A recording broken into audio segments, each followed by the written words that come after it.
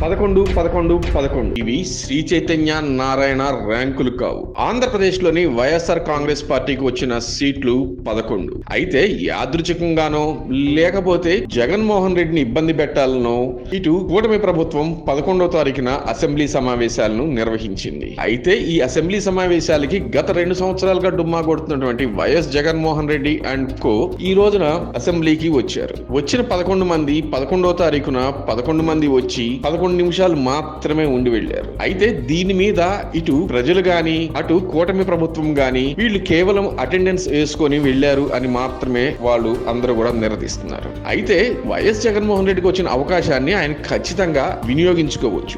ఒక పక్క తిరుమల లడ్డు కల్తీ వ్యవహారం నడుస్తూనే ఉంది, మరో పక్క అంబటి రాంబాబు ఇష్యూ, అలాగే కొంతమంది మంత్రులు చేస్తున్నటువంటి అవినీతి మీద కూడా వైఎస్ జగన్మోహన్ రెడ్డి అసెంబ్లీ సాక్షిగా కూడా ఈ కూటమి ప్రభుత్వాన్ని నిలదీయవచ్చు. అప్పుడు ప్రజల్లోకి ఆ వాయిస్ గట్టిగా వెళ్లి వాళ్ళకి మైలేజ్ వచ్చే అవకాశం ఉంది. కానీ ఎందుకో ఏమిటో తెలియదు కానీ వైఎస్ జగన్మోహన్ రెడ్డి మాత్రం ఇటు అసెంబ్లీకి డుమ్మా కొడుతూనే ఉన్నారు. వైఎస్ జగన్మోహన్ రెడ్డి గనక అసెంబ్లీలో ఈ అంశాలన్నింటినీ కూడా లేవనెత్తి తన మీడియా ద్వారా అలాగే ప్రజల్లో గనక తన వాణిని బలంగా వినిపిస్తే వచ్చే ఎన్నికలు ఏవైతే ఉన్నాయో ఆ వచ్చే అసెంబ్లీ ఎన్నికల్లో అతను మెజార్టీ స్థానాలు సాధించే అవకాశం లేకపోలేదు. ఏమో అధికారంలోకి రావచ్చేమో, కానీ అసలు అసెంబ్లీకే రాకుండా కేవలం బయట ప్రెస్ మీట్లు పెట్టి ఇందులో జంతువులు కొవ్వు లేదని సిట్ చెప్పిందని, సిబిఐ చెప్పిందని, అలాగే అంబటి రాంబాబు విషయం కానివ్వండి, లేకపోతే ఇంత ముందు జరిగిన విషయాలు కానివ్వండి, ఇవన్నీ కూడా ప్రస్తావన చేస్తున్నారు. కానీ అసెంబ్లీ వేదికగా గనక కూటమి ప్రభుత్వాన్ని గనక వేలెత్తి చూపినట్టయితే అది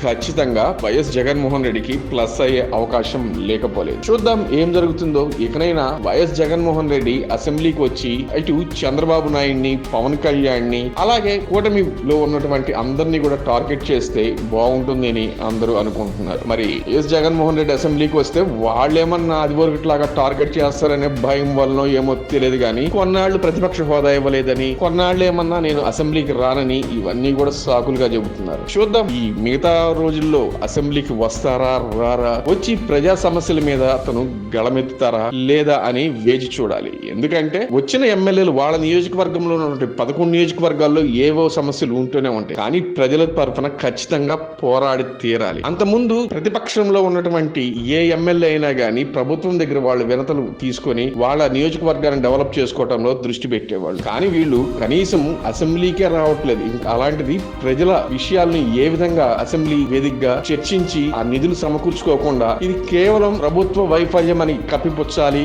అని ఆలోచిస్తున్నారేమో లేదు. కానీ ఏదేమైనా గానీ వీళ్ళు గనక అసెంబ్లీలో కూర్చొని ప్రజల సమస్యల మీద గనక పోరాడితే ఖచ్చితంగా మంచి రిజల్ట్సే వస్తుందని చెప్పుకోవాలి.